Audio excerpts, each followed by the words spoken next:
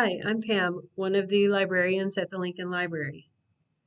HeinOnline is one of the research databases that we have access to.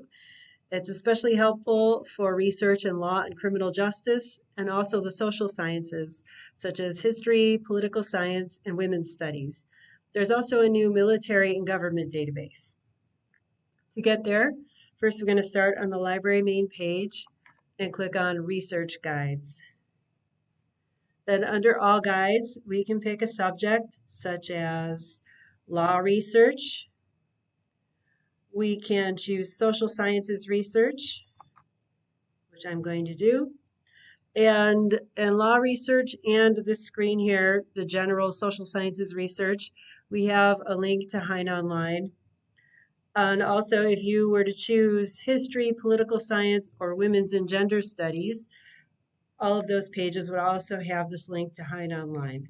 So I'm going to click on the link, log in with your LEC email address and password. And I have a list of categories of databases like court cases and journals and US government documents. And I also have a list of databases by name. So if I click on any of these lowercase i's, I'm going to go down here, bottom right, to Women in the Law. It gives me a description of what is in this database: books, biographies, periodicals, etc. If I click on the name of the database, Women in the Law, I get the list of sections, kind of a table of contents. So if I want to, I can click on any of these more specific areas of women in the law, or the name Women in the Law, I could click on that also and go straight there. But what I'm going to do is go up to the top right where it says All Databases, because maybe I want to search more than one database at the same time. So I am going to click on Women in the Law and also Civil Rights and Social Justice. I want to do my search in those two databases. The upper right here, I click Submit. And now I can put a term in my search bar at the top. So I'm going to search for 19th Amendment.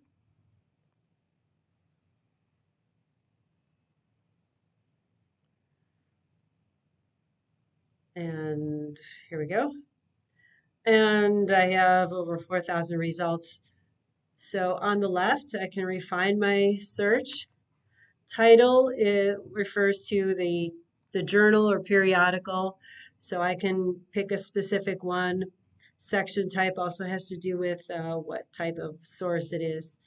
Topic, if I want to make it more specific, gender in the law, that's 333 of these results. I can do that. Person will give me a list of people relevant to my subject, and I can just pick that. An organization, such as Congress, Senate, there are other non-government organizations. If I clicked on Show More, I'd get a big list. So I'm going to click on an article, see what that looks like. I'm just picking the first one.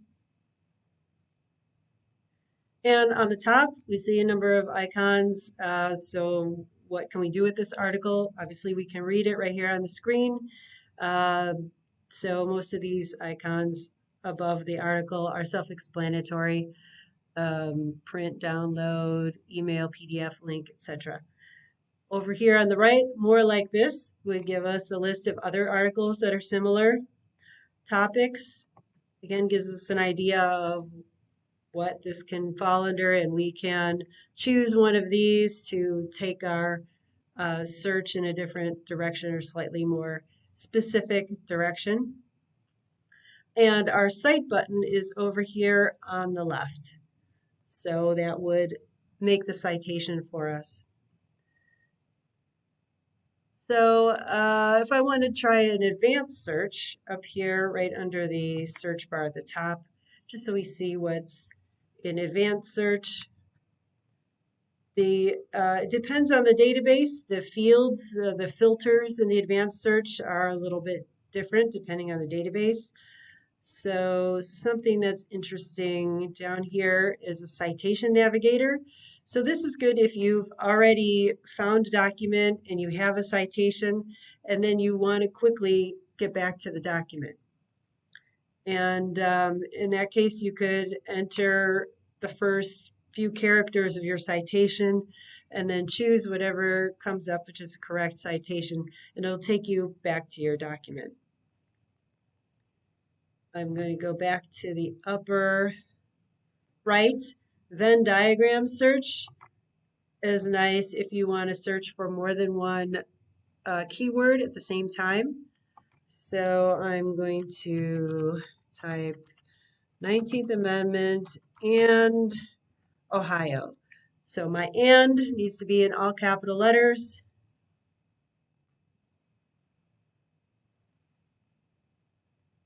And it'll produce a Venn diagram for me. A second here. There we go. Now if I click clear here at the top of the screen, now whatever I hover over this big circle of 19th Amendment, on the right I'll have articles dealing with that. Ohio, it'll change. So if I hover or click on the intersection of the two, then I have articles that deal with both the 19th Amendment and Ohio. So if you need help navigating any of these things in HeinOnline, up here in the upper right, the help button has a user's guide, which is helpful. This My Hein profile gives you a chance to create an account, and creating an account would allow you to bookmark documents and save searches. So under this menu, what is My Hein is kind of a user's guide for that, for creating an account and what you can do with an account.